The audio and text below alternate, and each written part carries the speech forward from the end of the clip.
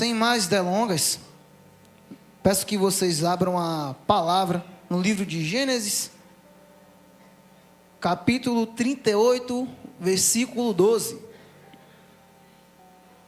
Para quem não me conhece, não que eu seja alguém importante, muito pelo contrário, sou pastor auxiliar, um dos pastores Antônio. Tem o pastor Antônio Braz, conhecido, como pastor Braz. Tem o pastor Antônio Júnior, conhecido como pastor Tonton, doador. A de cá, primeira vez, Deus abençoe. Seja bem-vindo, essa é a casa do seu pai. Segunda vez. Pronto. É isso mesmo, já está se acostumando, com a casa. É isso aí, está no caminho certo. Meus amados, Deus é tão maravilhoso que eu não sou digno nem da sandália que calça os meus pés. E eu tenho total certeza de que Deus é o único que pode transformar a vida de um homem e de uma mulher. O tema dessa mensagem de hoje é: entra pela porta da vida eterna. Entra pela porta da vida eterna. Sem mais delongas, eu queria que todos também curvassem a cabeça em reverência ao Senhor para começarmos orando nesse momento. Senhor amado, esta é a tua adorável, viva e eterna palavra. Que ela possa fazer o efeito completo que tem que fazer na nossa vida, Senhor. Na minha vida, na vida dos meus irmãos. Que seja como uma espada de 2 gumes, que corta aqui e lá, Senhor. Pai, eu confesso que sem Ti eu não posso dar nada à Tua igreja. Mas o Senhor confiou a mim uma palavra. O Senhor confiou a mim uma palavra nessa noite para trazer norte, direcionamento. Que o Senhor Espírito Santo traga o entendimento necessário. Que o Senhor Espírito Santo flua da maneira que o Senhor quiser. Porque a glória é Tua, a honra é Tua, Senhor. Nós estamos todos, Senhor, propícios a receber do Teu poder, do Teu agir para viver o sobrenatural, Deus. Move-se nessa noite em nosso meio. Move-se, Espírito Santo, amigo meu, nessa noite. E que a igreja saia cheia da Tua presença ainda mais. Que a Tua glória seja manifesta nesse lugar. Em nome de Jesus. Amém. Glória a Deus. Louvado seja o Senhor. Aplauda o nome do Senhor em nome de Jesus.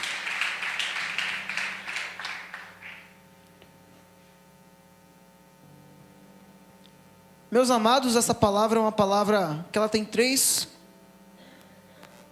contextos. Eu diria 4 contextos.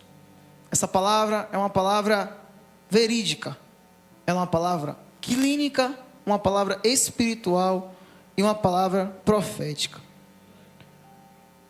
Tudo que se encontra na palavra é verdade. Diga assim: tudo que se encontra na palavra é verdade.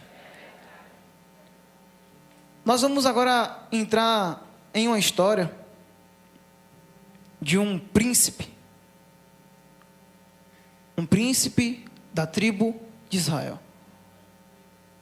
Eu ia pedir à mídia se puder me ajudar a colocar aqui, se puder me ajudar, Gênesis 38, 12. Amém? Passando-se, pois, muitos dias, morreu a filha de sua, mulher de Judá.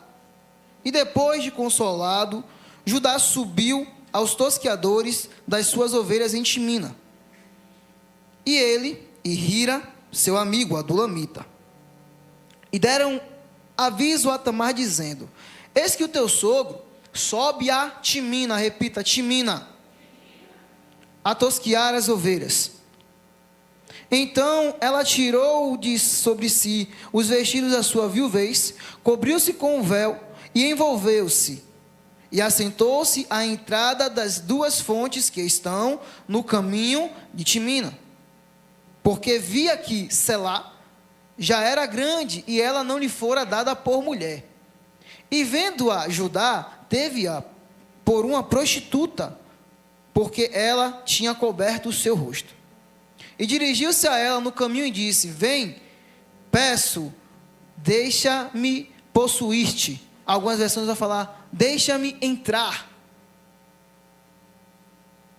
porquanto não sabia que era sua nora. E ela disse: que darás para que possuas a mim? E ele disse: eu te enviarei um cabrito do rebanho. E ela disse: dar-me-ás penhor até que o envies? Então ele disse: que penhor é que te darei? E ela disse: o teu selo, o teu cordão e o cajado que está em tua mão. O que ele lhe deu, e possuiu-a, e ela concebeu dele. E ela se levantou e se foi, tirou de sobre si o seu véu, e vestiu vestidos da sua viuvez. E Judá enviou o cabrito por mão do seu amigo, o adulamita, para tomar o penhor da mão da mulher. Porém, não a achou. E perguntou aos homens daquele lugar, dizendo: onde está a prostituta que estava no caminho junto às duas fontes? E disseram: aqui não esteve prostituta alguma. E tornou-se a Judá e disse: não a achei. E também disseram os homens daquele lugar: aqui não esteve prostituta. Então disse Judá: deixa ficar com o penhor, para que porventura não caiamos em desprezo. Eis que tenho enviado este cabrito, mas tu não a achaste. E aconteceu que quase 3 meses depois deram aviso a Judá, dizendo: e a Tamar, tua nora, adulterou, e eis que está grávida do adultério. Então disse Judá: tirai-a fora para que seja queimada. E tirando-a fora, ela mandou dizer a seu sogro: do homem de quem são estas coisas eu concebi. E ela disse mais: conhece, peço-te, de quem é este selo, e este cordão, e este cajado. E conheceu-os Judá, e disse: mais justa é ela do que eu, porquanto não a tenho dado a selar meu filho. E nunca mais a conheceu. E aconteceu, ao tempo de dar à luz, que havia gêmeos em seu ventre. E sucedeu que, dando ela à luz, que um pôs fora a mão, e a parteira tomou-a, e atou em sua mão um fio de escarlate, encarnado, mas numa versão que eu conheço melhor é de escarlate, dizendo: este saiu primeiro.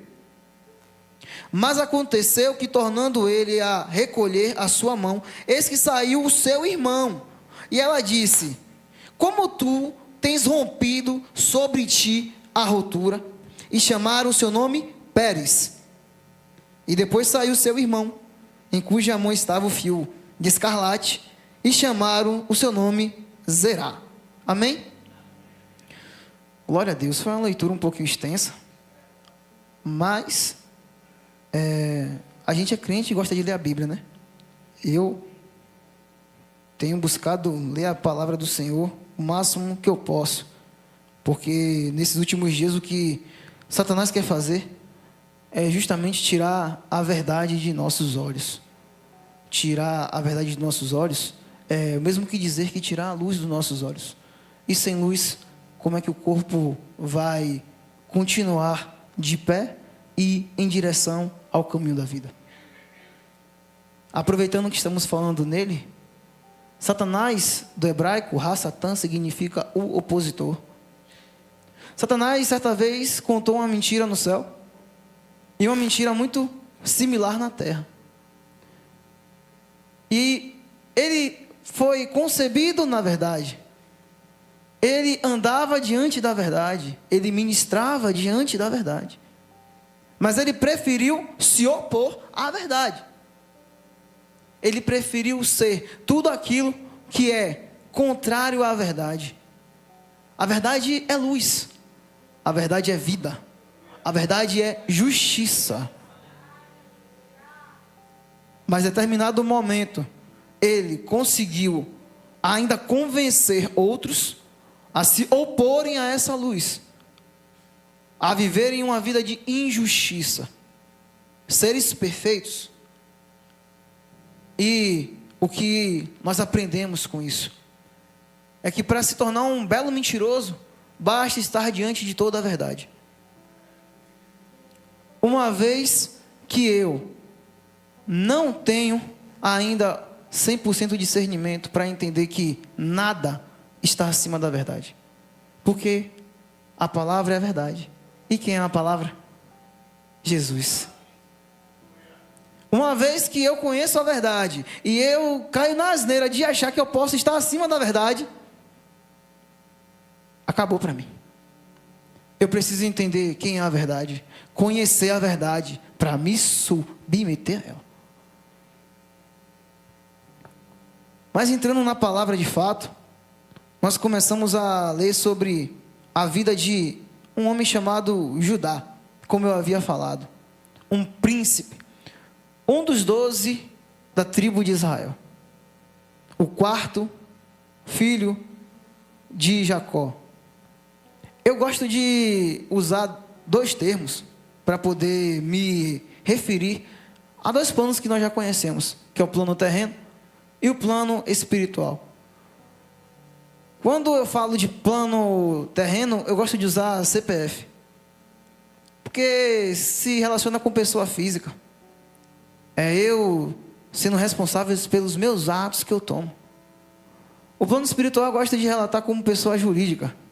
É aquele que me obtém colocando sobre mim aquilo que é a vontade dele. E é o plano espiritual. E aí eu comecei a pedir discernimento ao Senhor e a descobrir quem era Judá como pessoa física. Quem era Judá como pessoa física? Um mero pastor de ovelhas, um homem da casa de Jacó, alguém que fazia parte de uma promessa, mas que no meio dos 12, ele era só parte da história, não tinha ainda nada de significante nele, olhando pelo olhar terreno.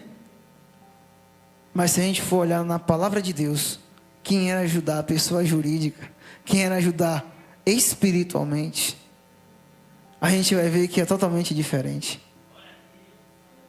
A gente vai ver que é totalmente diferente.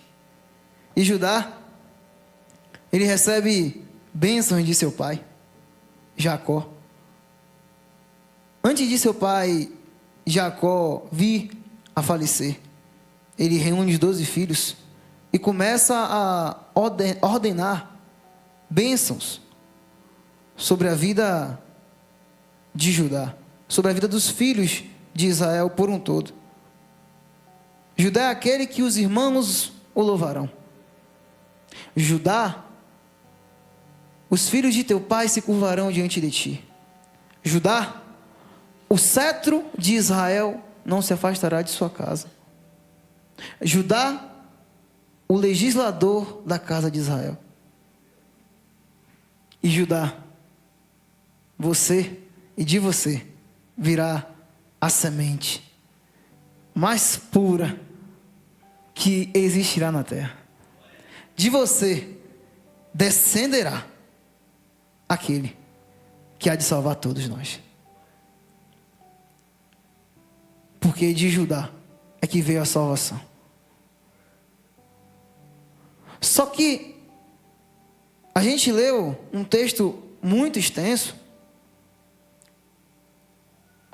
e em suma, porque Deus me deu uma palavra de 25 páginas.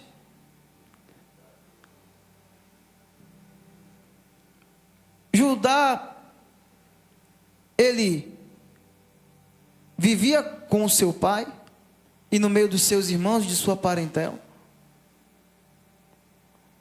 Porém, Israel tinha vivido muita coisa e Judá tinha presenciado tudo isso como filho.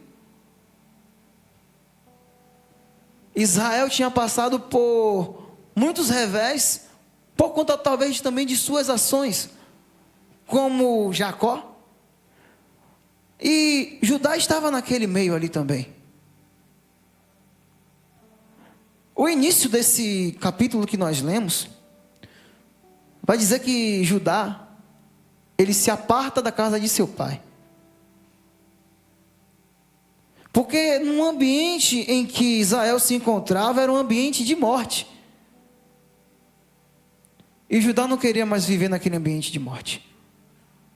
Israel estava desestruturado. Há um tempo, Israel tinha perdido Raquel, aquela que ele mais amava. E no hebraico a gente vai entender que Raquel significa a fêmea do cordeiro. A fêmea do cordeiro. Então, é muito importante a gente entender o quanto o nome ele pesa, porque Israel não é qualquer nação. Israel é da onde vai vir e descender a igreja de Cristo. E a igreja de Cristo também é o quê? A noiva do Cordeiro. E uma vez que Israel perde a noiva, uma vez que a noiva do Cordeiro é tirada, uma vez que a igreja morre, que estrutura a terra tem? E é só caminho de ladeira abaixo. Porque, inclusive, o tema da palavra entra pela porta da vida eterna. O noivo está voltando. E quando a igreja for levada, meu irmão, esqueça que não vai haver estrutura nenhuma na terra. Não vai haver sustento algum na terra, se você não se humilhar a quem vai governá-la. E vai ser Satanás. E aí, a gente pode então, em uma analogia, entender que a igreja em Israel é morta. E sem estrutura, fica muito fácil atacar aquilo que é o sustento, aquilo que faz com que a pessoa continue se sustentando. E aí passa-se um tempo, e os filhos de Jacó fazem uma verdadeira comédia com o próprio pai e com toda a sua terra. 2 apenas, Levi e Simeão, resolvem, por vingança, fazer uma chacina em Siquém. E eu lembro que na pregação do apóstolo, Siquém significa sustento. A igreja é tirada, o sustento é derribado, é destruído. E só ladeira abaixo, na vida de Jacó, na vida de Israel. Para piorar tudo isso, venham dizer: José, o filho que você ama, está morto.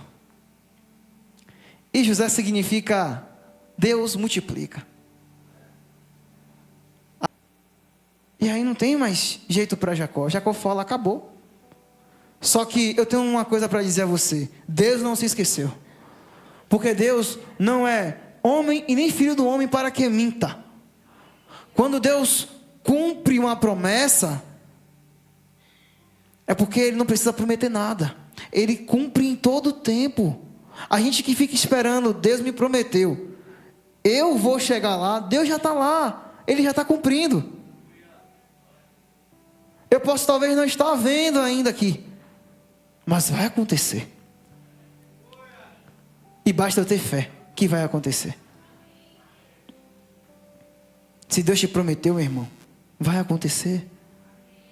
Não importa que digam: ó, Deus parou de agir na sua vida, ó, Deus parou de multiplicar, Deus está, cortando você. Não. Porque o que quer trazer tudo isso é o engano. E ali em Israel é instaurado o engano. Através de quê? De uma mentira. Porque José não estava morto. Foram os irmãos de José que disseram que ele estava morto. Então, olha que situação e que turbilhão de coisas Judá está vivendo.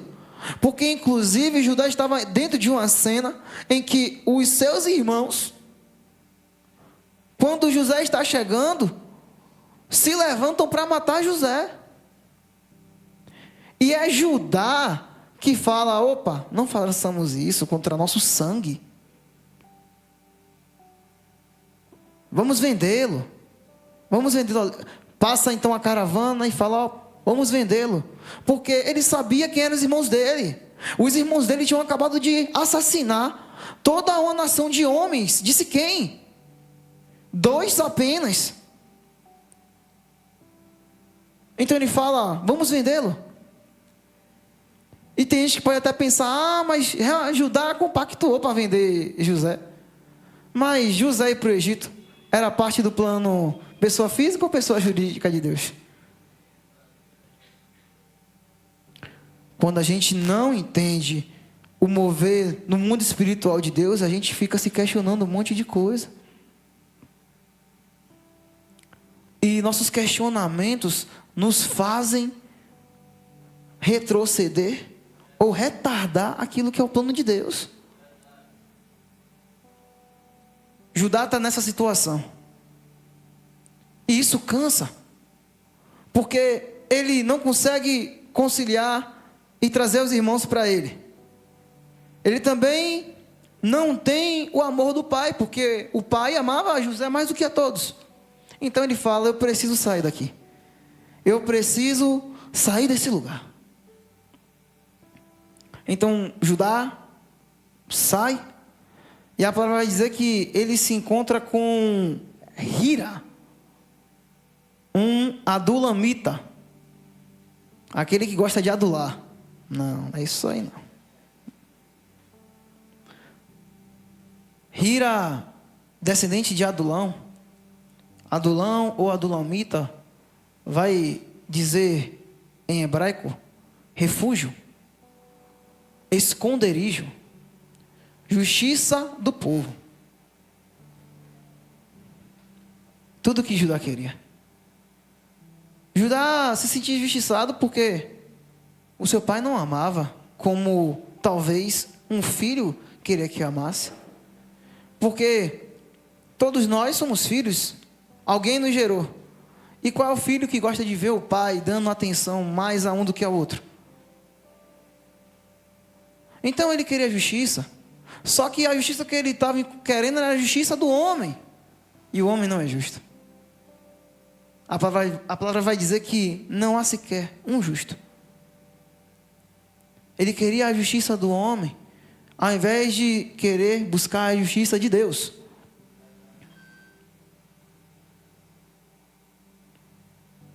Mas Judá queria se esconder de toda aquela situação. Judá queria fugir e se refugiar em outro lugar. Mas a palavra vai dizer que Judá, ao invés de ficar ali, ele começa a se afastar um pouquinho da terra do esconderijo e vai até Quezibe, que é uma terra já chegando nos termos de Sidom. E Quezibe, meu evangelista Dilson, significa engano. Então Judá sai do meio da sua parentela, onde havia sido instalado o engano, e ele quer se esconder. Só que ele, quando vai se esconder, ele vai um pouco mais e chega na terra do engano. Que negócio é esse? Sabe o que é? Não saia da terra sem as bênçãos, meu irmão. Tem gente morrendo e indo para a terra de engano porque não está pedindo a bênção. Meu pai, me abençoe. Ou eu vou esperar até meu pai me abençoar. Ou eu vou esperar até o pai falar: sai da tua terra. Não. Hoje em dia, as pessoas falam: ó, não dá para mim mais não, viu? Vou cair fora. E aí a motivação não está correta, e a pessoa às vezes está até com um pouco de razão, se ali há uma situação de engano e de morte, mas porque ela sai sem a bênção, ela pode estar indo para um estágio pior de engano e de morte. Porque sem proteção, quem sou eu e você? Se Deus não me proteger, irmão, eu estou lascado. Se Deus não me proteger, se meu inimigo olhar um segundo e falar, a mão do Senhor não está sobre ele, é fatal. Não vai ter negócio de, não, a mão de Deus sai um pouquinho ali, eu vou ficar só observando. Não tem isso não. Se o nosso inimigo perceber que, opa, ele saiu do lugar e sem a bênção, já foi. E aí depois a pessoa está vivendo as consequências de uma ação própria. Então Judá chega em Quezibe. E na terra do engano tudo parece maravilhoso, gente. Já diria Ló, quando olhou para as campinas, olhou para a terra, ele falou, opa, partiu Campinas, pastos verdejantes, águas tranquilas, vou lá eu. Quando eu cheguei aqui, o apóstolo me ensinou uma coisa. Satanás geralmente sempre se apresenta antes de Deus, quando Deus tem uma bênção na vida de uma pessoa. E ele vem com um Ctrl+C, Ctrl+VX. Não é Ctrl+V. Ele coloca lá um termozinho dele lá que ninguém vê. E a pessoa fala, é bênção. Deus me abençoou, Senhor. Às vezes vem até dar testemunho em cima do altar. Porque o Senhor me olhou, me viu lá adorando e jejuando. E Ele viu e me abençoou. E a pessoa estava tão mais focada em obter logo a bênção, que nem consultou no pós-adoração se aquilo era de fato de Deus. E eu não estou aqui inventando história, não. Existem pessoas que vêm até mesmo sem saber. Então aqui, obrigado, viu, Senhor? O Senhor me abençoou. Quando desce, aí vai lá olhar o contrato e fala, oxe, o que é isso aqui que eu não tinha visto antes? E aí? Como é que fica depois? Olhe para quem está do seu lado e fale assim, o homem... vocês estão cansadas? O homem não pode viver sem Deus. Louvado seja o Senhor, glória a Deus. Exaltado seja o Senhor. Então Judá sai da terra dele, sai da terra da parentela, sem o chamado. Para você ver a comparação. Vai para a terra de Quezibe, alguém culto, alguém, recatado, todo afinadinho, chega na terra nova, o mais novo solteiro, cobiçado, de Quezibe. O cara que sabia ler egípcio, árabe, aramaico. Por quê eu posso dizer isso? Porque José também sabia. Então, os filhos de Jacó, os filhos de Israel, eram pessoas que tinham cultura, que tinham ensino. Então chega alguém na terra, trajando aquilo que é o bom e o melhor. E aí ele começa a ver a terra, irmão. Começa a ver a mulher da terra. Aí o cara não aguenta, na terra do engano, tudo é maravilhoso. Aí ele chega para um cidadão lá chamado Sua. Aí ele fala, Sua, vem cá, Sua. Aí Sua fale, sua filha, ela tem marido, Sua? Aí Sua o quê? Sua filha. Sua, a minha filha. Não tem marido não, por quê? Não, pronto, Sua, eu vou transformar a sua filha em minha esposa, pode ser? Aí Sua, pronto, ela agora é sua. terra não é mais minha. E aí, irmão, na terra do engano, tudo é rápido, tudo cresce de um jeito. Você planta a semente, no outro dia já brotou. Porque a palavra vai dizer que a mulher instantaneamente começou a gerar e teve um filho chamado Er. E depois gerou de novo outro filho chamado Onã. E teve ainda mais um filho chamado Selá na terra do... Enquanto um pouco tempo atrás, antes de Judá nascer, estava a mãe dele e a tia brigando entre si, rogando a Deus para ter filho. A filha de sua parindo que nem gerando. Que coisa. Aí a mulher para ter um filho vende o girassol, que o filho, Rubens chega com o girassol. Aí ela, peraí, eu quero o girassol. Pronto, você quer o girassol? Então me dê meu marido uma noite. E aí Deus vai lá e ouve, e nasce mais um filho. Olha quanto trabalho para poder gerar. Na terra do engano. Jogou a semente, e você fala, que maravilhoso. Mas a semente pode ser boa, mas na terra do engano não vai durar muito tempo. A semente, ela pode ter o efeito extraordinário, do sobrenatural. Mas se você plantar ela na terra do engano, ela vai crescer, mas vai sucumbir lá na frente. E aí, engraçado, é que o Senhor me levou muito pelo caminho do significado desse povo todo. É uma palavra maravilhosa do Senhor, extensa, com muitos significados. E aí, vai dizer que vem Er. E Er significa o vigilante. Judá, na terra de Canaã, vê uma mulher ali daquele local e toma para o seu filho mais velho. O nome dessa mulher era...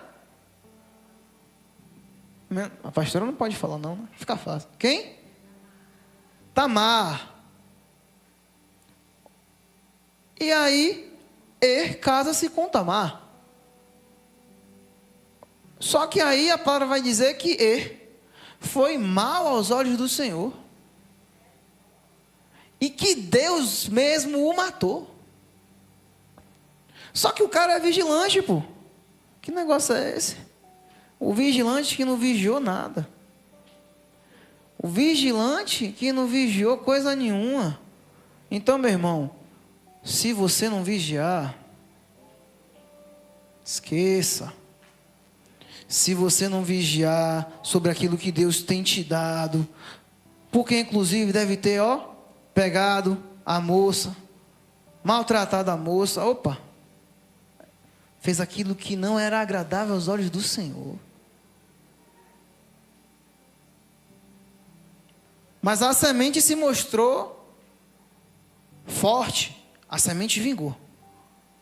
Mas se eu não vigiar, vai vir um ladrão da semente,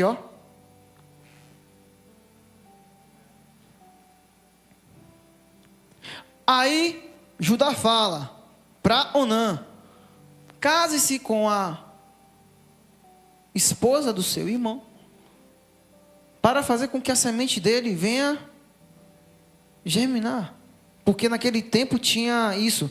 Se o mais velho fosse casado e ele morresse, a esposa passava para o filho mais novo.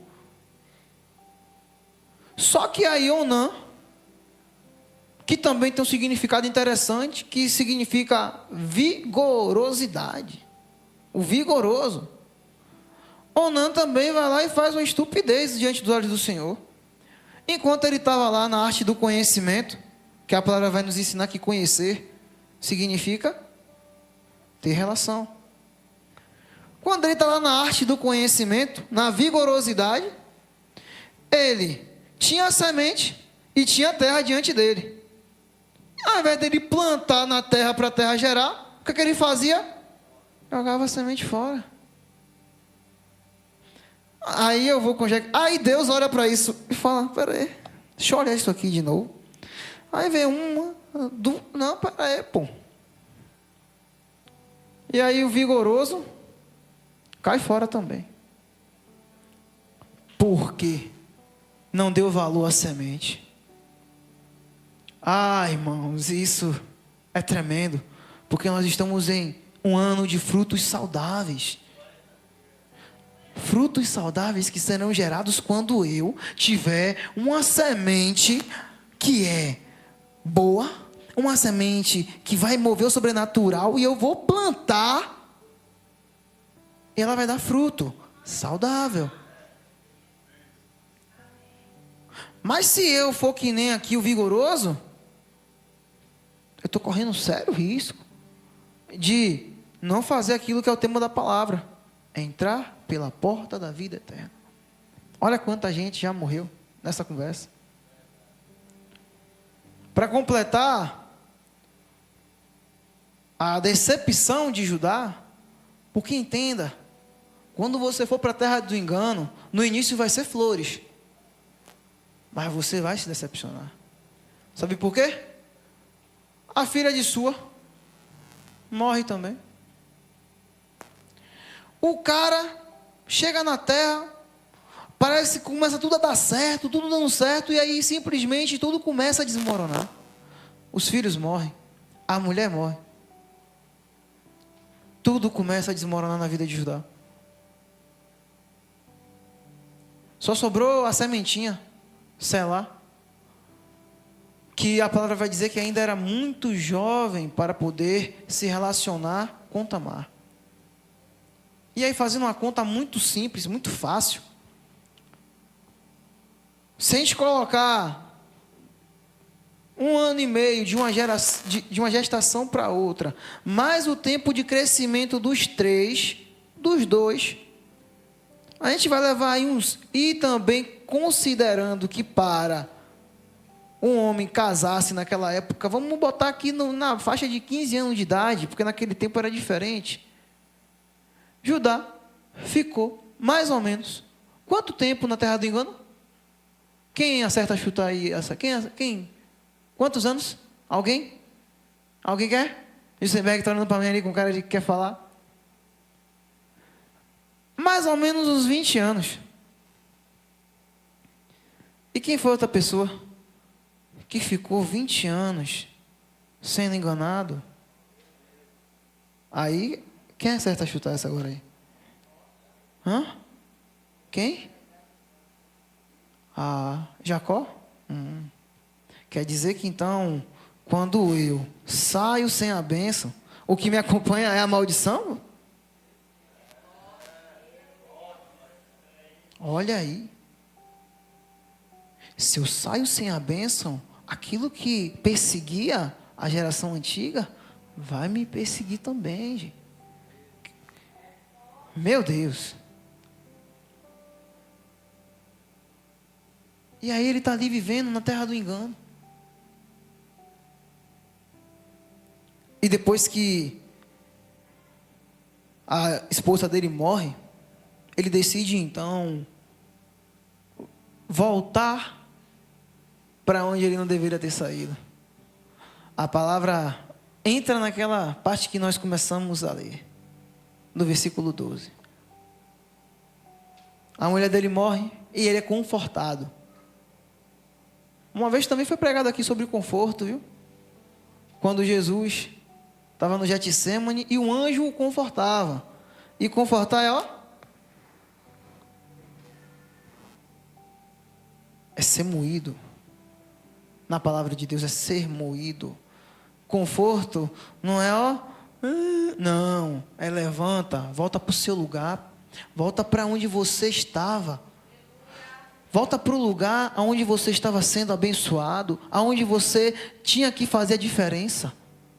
Aonde que você deveria se posicionar como um filho, como alguém que intercede, como alguém que pelos olhos da fé não olha aquilo que está acontecendo, mas clama a Deus crendo que é Ele que vai mudar tudo.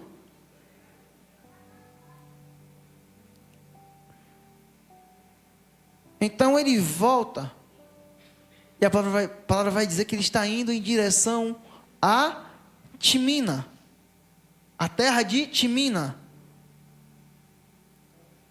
E tem algo muito interessante também aqui, gente.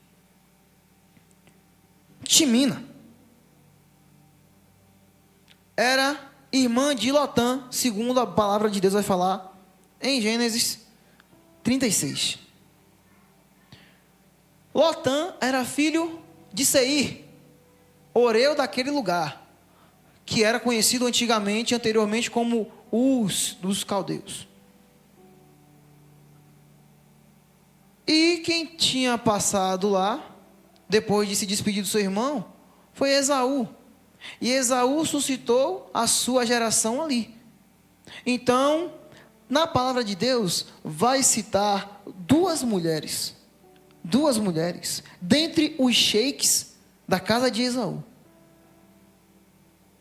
Depois, quando você chegar em casa e quiser ruminar nessa palavra, lá em Gênesis 36, versículo 2, vai dizer que Esaú se casou com uma mulher chamada Aolibama.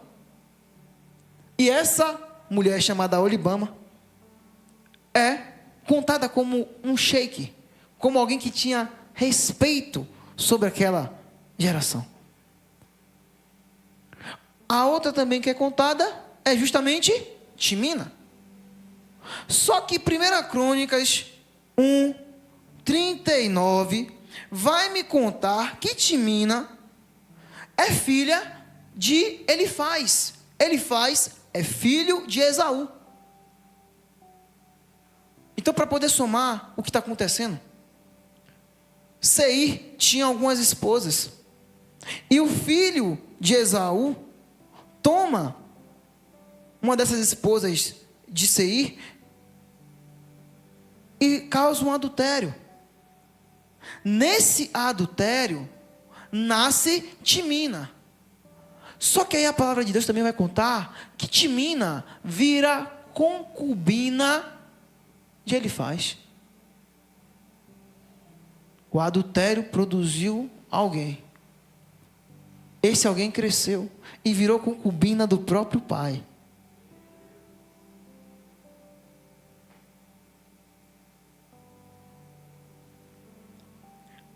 E para deixar ainda mais recheado esse bolo, quem é o filho de Elifaz com Timina, que era sua filha? Amaleque, pai dos amalequitas, um dos piores e mais vorazes inimigos de Israel. É de Amaleque que vem quem? Quem estava aqui no Purim?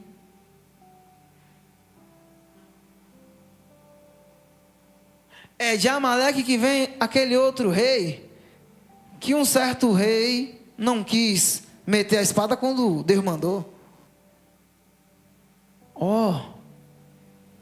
Então para onde é que Judá está indo? Está saindo da terra do engano e indo para a terra da perversidão.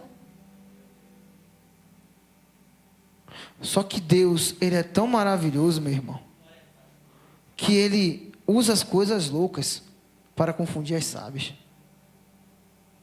Porque no caminho, Tamar se coloca entre Judá e Timina. E ela se coloca sentada porque ela sabia que ela tinha crescido. E ela se veste. E a palavra vai dizer que assim que Judá chega perto dela, Judá tem como uma prostituta. E eu conjecturo aqui que talvez não fosse nem a intenção dela. A intenção dela talvez fosse... Misericórdia. A intenção dela talvez fosse se apresentar para o futuro pretendente dela por direito. Mas aí Judá chega e fala: rapaz, o que é que eu tenho que fazer para entrar em você? Está na palavra sim, inclusive, viu? O que é que eu posso fazer para entrar? E essa versão é que corrobora com o tema da palavra. Porque muitos não querem entrar na porta da vida eterna. Querem entrar em qualquer outro tipo de porta. Querem entrar em qualquer porta que se apresenta. Aliás, às vezes a porta está até fechada, mas fica doido para a porta dar uma brecha para poder entrar.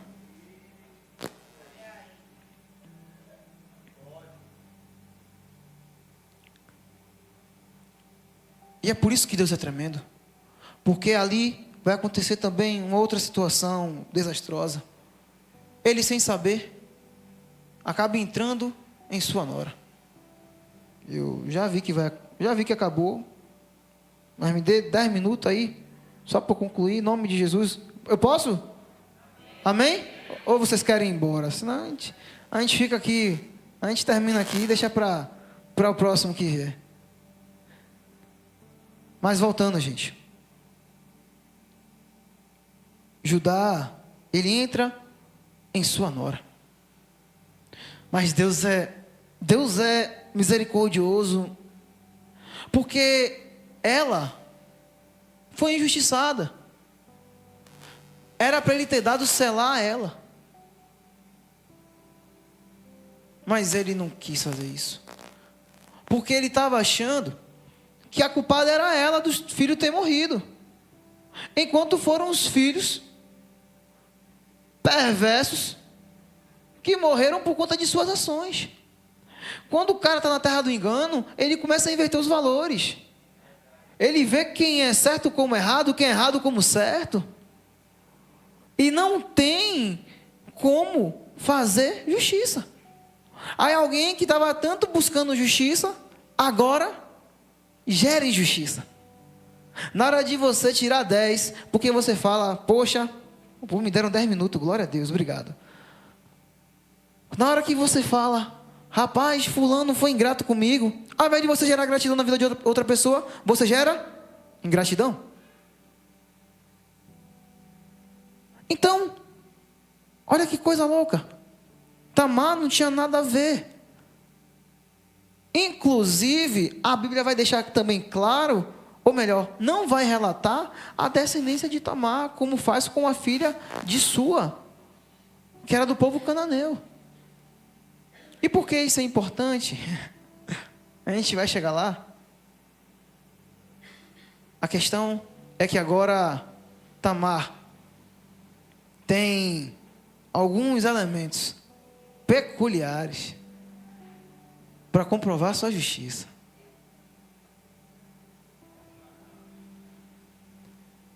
E aí, passa-se um tempo, a Bíblia vai relatar 3 meses, né? E aí encontram lá a semente crescendo. E chegam para Judá e falam: ó, sua nora se prostituiu. E inclusive, além de se prostituir, vem aí, ó, uma semente fruto de adultério. Ah, é? Pronto, traz ela que a gente vai queimar ela agora. E aí, irmão, o povo carnal, quando é para poder ver o circo pegar fogo, vai numa velocidade, sai correndo para pegar a menina. Ai, vambora, vamos matar você, vamos queimar você viva. Não quero saber não. Não, pera, eu só quero falar uma coisa. Tá, fale logo, que é inclusive a última coisa que você vai falar. A semente é de quem tem o cajado. Hã? A semente é de quem tem um selo. Peraí. A semente é de quem tem essa pulseira aqui, ó.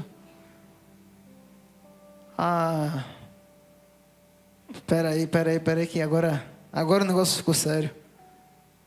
Ninguém vai matar, não. E Judá fala: ela foi mais justa do que eu.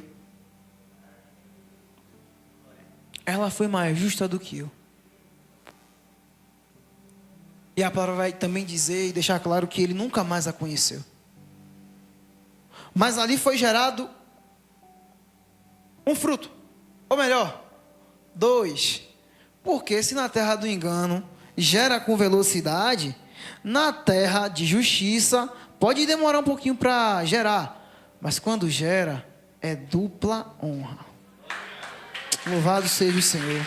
Glorificado seja o Senhor. Aleluia. E aí, meus irmãos, uau, a palavra vai dizer que Tamar vai conceber. E quando ela vai conceber, vai um na frente, coloca a mão. Ele está entrando na vida. E ele coloca a mão e vai entrar na vida. E aí, a parteira vai lá e amarra um fio de escarlate na mão dele. E como é tremendo isso. Porque aquele que tem a mão amarrada e que iria sair primeiro, de repente, volta e quem entra primeiro na vida é o outro. E ela fala: como é que você rompeu? Que essa brecha seja sobre ti. Aí eu fiquei doido. Eu preciso até me encontrar aqui no meu mapa, porque Ezequiel 22, 24 vai dizer: filho do homem, dize-lhe, tu és a terra que não está purificada, sem chuva no dia da indignação. E Ezequiel 22, 30 vai dizer: e eu busquei por um homem entre eles que fizesse o cerco, e que se pusesse na brecha diante de mim, pela terra, para que eu não a destruísse, mas eu não encontrei nenhum. E Apocalipse 5:1 vai dizer: eu vi na destra do que estava sentado no trono um livro escrito por dentro e por fora, selado com 7 selos. E eu vi um forte anjo proclamando em alta voz: quem é digno de abrir o livro e romper os seus selos? E nenhum homem no céu, nem na terra, nem debaixo da terra era capaz de abrir o livro, nem olhar para ele. E eu chorei muito, porque nenhum homem foi achado digno de abrir e ler o livro, nem de olhar para ele. Mas aqui vem, um dos anciãos me disse: não chores, eis que o leão da tribo de Judá, o leão da tribo de Judá,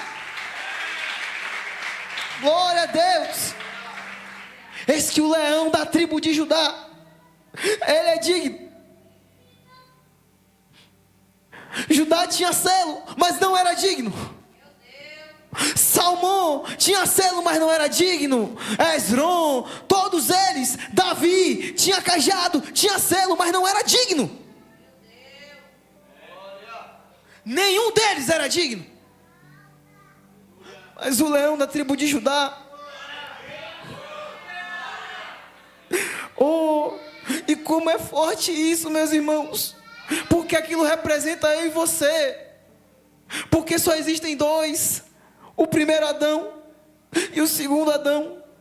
E o primeiro Adão, que somos nós, só vai entrar se receber do sangue, se tiver a marca do fio de escarlate sobre você. Glória a Deus.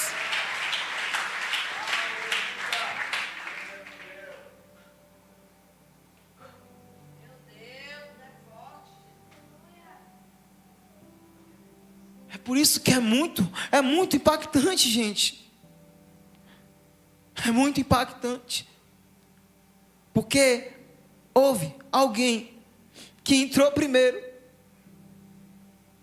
E ele falou: eu vou morrer por você. Ele não merecia a morte de cruz. Ele não merecia ser crucificado, nem rejeitado, nem humilhado, nem cuspido. Mas ele fez isso porque ele ama você. E para que você possa entrar na vida eterna, você tem que receber desse sangue, desse fio de escarlate, essa marca que representa a tua entrada o teu ingresso VIP particular para acessar a porta da vida eterna. Ô auxiliar, mas eu sou descendente de Amaleque. Eu sou descendente de Timina. Eu sou descendente de Moabe. Não importa. Ele morreu para que você, quando a palavra vai dizer em 1 Crônicas 7, o quê? Se o meu povo, que se chama pelo meu nome, se humilhar, eu sararei o quê? A sua. Não importa de que terra você veio. Deus está falando, não importa de que terra você veio. Ele é digno.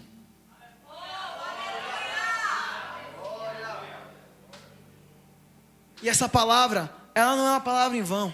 Ela tem endereço. Para você que ainda não entrou na porta da vida eterna.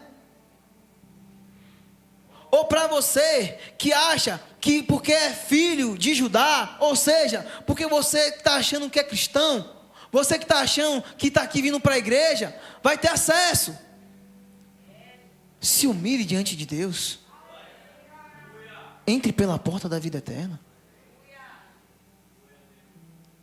É isso que Ele está chamando.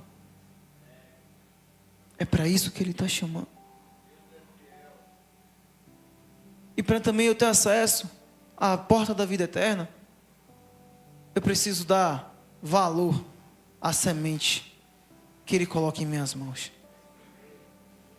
Eu preciso ter uma vida de quem plantou frutos saudáveis na terra, de quem gerou vida, de quem exalou essa vida e buscou essa vida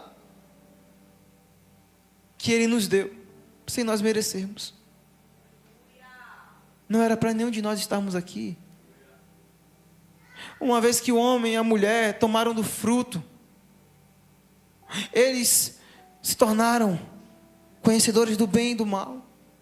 Mas o homem e a mulher não eram Deus, eram apenas semelhança. E como semelhança, não continha todos os atributos para que, olhando o mal, dissesse não, mas dissesse sim. Então o homem viveria como Satanás, morte eterna. Mas ele deu uma segunda chance. Ele veio. E Ele está te oferecendo esse fio de escarlate nessa noite. Ele está te oferecendo nessa noite.